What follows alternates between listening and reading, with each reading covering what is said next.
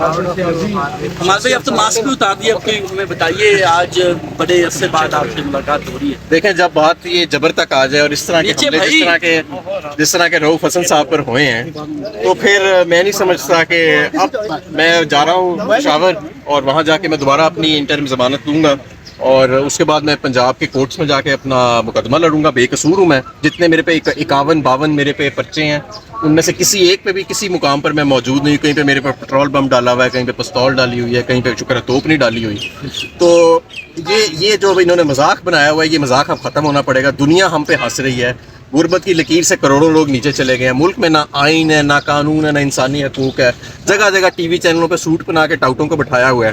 اب پارلیمان میں بھی آدھی پارلیمان آپ کی جعلی ہے, فارم 47 پر ہے, تو کہنے کو ملک چل رہا ہے. تو ایسے تو نہیں ملک چلتا.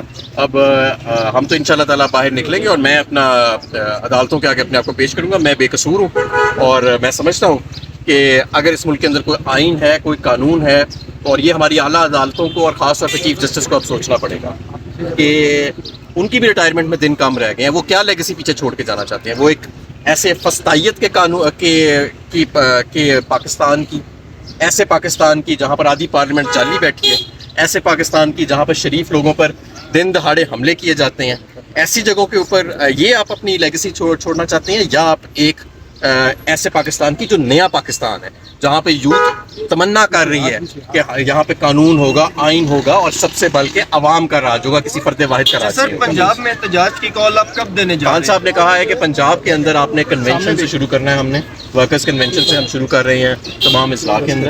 اس کے بعد ہم انشاءاللہ تعالیٰ چلتے ہیں. بہت شکریہ سر, بہت شکریہ, بہت شکریہ. Thank you sir, thank you. لیکن بہرحال میں ہر چیز کے لیے تیار ہوں. میرا ان سے کوئی رابطہ نہیں ہے. مراد صاحب سے جب سے میں اس میں مفروض ہوا ہوں, لیکن میں سمجھتا ہوں کہ آپ آہستہ آہستہ, کیونکہ دیکھیں یہ جو حملے اقبال ہو رہے ہیں جس طرح کے, اور یہ جس نوبت پہ یہ پاکستان کو لے آئے ہیں, اب ہمارا انہوں نے گلا کاٹنا ہے تو گلا کاٹ دیں, ہمیں گولیاں مارنی ہیں تو گولیاں مار دیں, لیکن ہم چکنے والے. اچھا, خبر یہ آ رہی ہے کہ خان صاحب نے ڈائریکشن دی ہے کہ لانگ مارچ کرنا ہے. لانگ مارچ کے حوالے سے کیا آپ کو یہ جو رؤوف حسن صاحب کے بعد پہ اوپر جو حملہ ہوا ہے, اس کے بعد میں پشاور جا رہا ہوں اپنی انٹرم بیل لینے, اور پشاور میں دوبارہ اپنی بیل لے کے پنجاب کے کورٹس میں پیش ہوں گا, اپنا مقدمہ لڑوں گا, اور انشاءاللہ تعالیٰ یہ جو جبر کا اور یہ جو ظلم کا موسم ہے, اب ہم اس کے آگے کسی صورت بھی جھکنے والے نہیں. کل رات کو رؤوف حسن صاحب کے حملے کے بعد خان صاحب کا پیغام مجھے موصول ہوا ہے. اس سے پہلے تک خان صاحب کا یہی پیغام تھا کہ تم نے محفوظ رہنا ہے کیونکہ تم پر تشدد ہوگا. کل رات کو جب رؤوف صاحب پہ حملہ ہوا اس کے بعد مجھے پیغام موصول ہوا ہے کہ اب آپ کے باہر آ کے قیادت کرنے کا وقت آ چکا ہے. اس لیے اب میں آج خیر میں رؤوف حسن صاحب سے ملنے آیا ہوں آج, کیونکہ ظاہر ہے اگر اس موقع پہ بھی میں نہ ہوں, اس کے بعد میں پشاور جا کے اپنی انٹرم بیلز لوں گا, وقت لوں گا, پنجاب کی کورٹس میں پیش ہوں گا, اور آگے اللہ مالک ہے.